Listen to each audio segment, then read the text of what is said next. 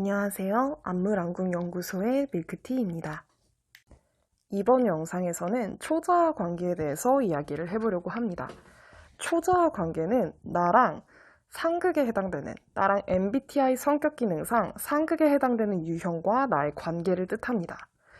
우리가 나랑 어떤 유형이 잘 맞을까 이런 궁금증도 있긴 하지만 나랑 또 어떤 유형이 파국일까, 나랑 어떤 유형이 상극일까 이런 궁금증도 있죠.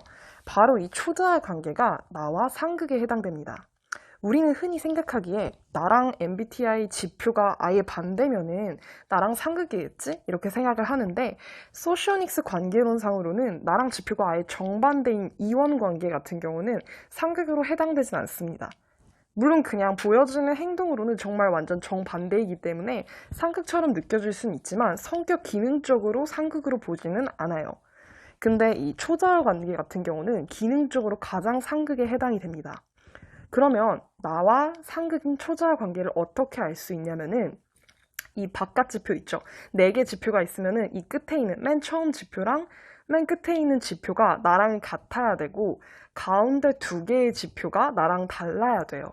그러니까 예를 들어서 내가 만약에 ESTP면은 E랑 P는 나랑 같아야 되고 가운데 ST가 나랑 반대여야 돼요.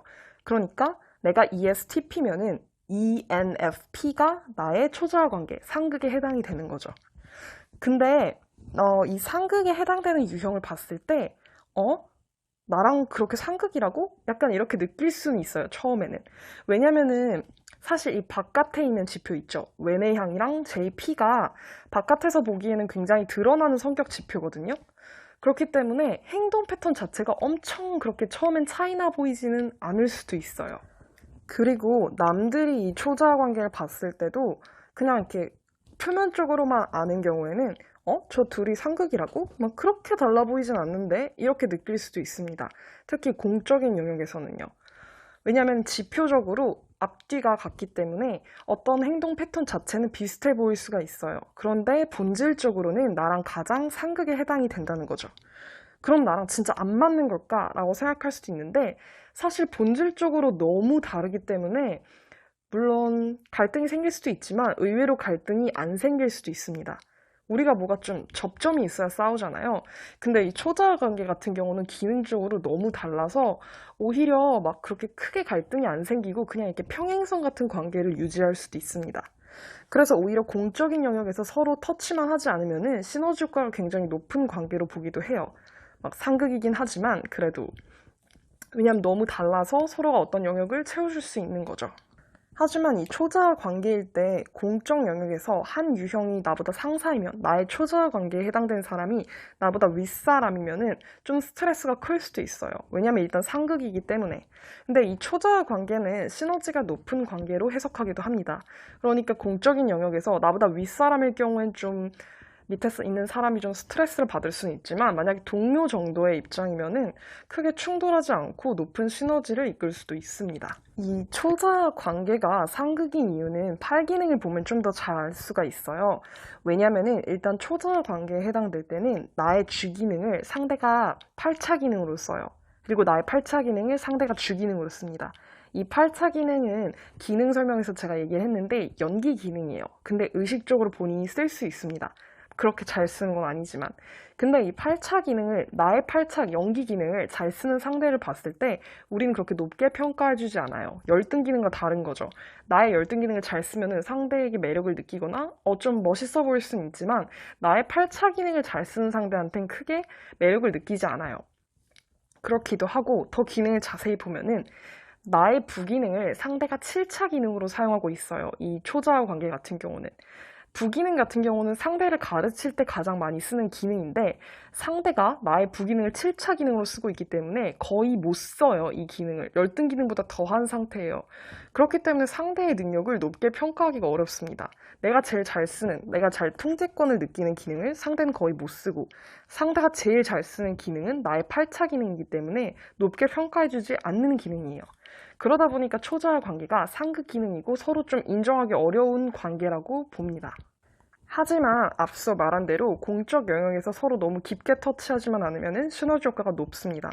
그리고 친구 같은 경우에는 의외로 이 초자와 관계에 해당되는 친구가 꽤 있을 수 있어요. 근데 약간 엄청 베프까지는 아니고 뭔가 서로 이렇게 가끔씩 보는 그런 친구, 별 이해는 잘 안 가지만 별 갈등이 없는 그런 친구 관계로 평행선 같은 관계를 유지할 수가 있습니다. 그리고 연인 같은 경우는 사실 이렇게 지표가 아예 정반대인 이원 관계의 커플은 제가 많다고 했었잖아요. 지표가 정반대인 커플들은 흔히 우리 정말 이렇게 다른데 서로 잘 맞아. 서로 성격을 잘 뭐라 해야지? 잘 조화롭게 잘 지내고 있어. 이렇게 말할 수 있는데 사실 진짜 성격 그 차이를 극복한 커플은 이 초자 관계의 커플일 때가 더 많아요. 왜냐면 이원 관계는 물론 보여지는 성격은 진짜 반대긴 하지만 서로 끌릴만한 요소가 있는 관계예요. 그런데 이 초자와 관계 같은 경우는 진짜 서로 근본적으로 이해하기가 어려운 관계거든요. 그런데 만약에 초자와 관계의 커플이면은 진짜로 성격의 차이를 잘 극복한 커플인 거예요. 근데 제가 봤는데 그 창작물 속에서는 의외로 이 초자와 관계 커플이 은근히 자주 등장하긴 하더라고요. 그러니까 의외로 이런 커플들이 현실에서도 꽤 있을 것 같긴 합니다. 개인적으로 제가 봤을 때 제가 직접 본 경우에서는 초자와 관계 중에 좀 관계가 괜찮았던 유형들은 ISTP, ETP랑 INFP, INFP도 꽤 괜찮았고요. ETP, ISFP랑 INTP도 그냥 약간 그럭저럭 괜찮았던 것 같아요. 막 그렇게 크게 상극이긴 하지만 그렇게 크게 갈등이 있는 관계는 아닙니다. 하지만 어쨌든 나의 상극에 해당되는, 나의 근본적인 상극에 해당되는 거는 이 초자 관계에 해당이 됩니다. 그래서 처음에는 그렇게 지표자는 어쨌든 비슷한 게 두 개가 있다 보니까 그렇게 안 맞는지 모르다가 대화를 깊게 해보면 와, 얘 진짜 나랑 다르다. 이런 거를 느낄 수가 있어요. 창작물 속 캐릭터의 MBTI는 제 주관적인 추측이므로 인터넷에 떠돌아다니는 MBTI 짤이나 다른 분들과 의견 차이가 있을 수 있음을 참고하시길 바랍니다. 해리포터 시리즈 속 주인공 해리와 초자 관계 친구가 있습니다. 바로 루나 러브굿입니다. 해리포터는 ISFP, INFP 캐릭터로 추정이 되고 루나 러브굿은 INTP, 인팁으로 추정됩니다. 루나 러브굿은 애니어그램이 4번 유형의 5번 날개 성4로 추정이 되는데 감성적인 4번 유형의 영향 때문에 감정형처럼 보이는 면모도 있습니다. 해리는 딱히 루나를 잘 이해하진 못하지만 그에게서 우정을 느낀다는 묘사를 합니다. 드라마 스카이캐슬 속 주인공 한서진 캐릭터와 작가로 등장하는 이수임 캐릭터도 상극, 초자아 관계에 해당됩니다. 한서진 캐릭터는 ESTJ, ETJ로 추정이 되고 애니어그램은 3번 유형의 2번 날개, 하위 본능은 4자로 보입니다. 반면 이수인 캐릭터는 ENFJ, NFJ로 추정되고 애니어그램은 1번 유형의 2번 날개, 4성으로 보입니다. 이 둘이 괜히 서로를 이해를 못하며 대립한 것이 아닙니다. 거침없이 하이킥 영상에서 말했다시피 이 둘은 초자아 관계 커플입니다.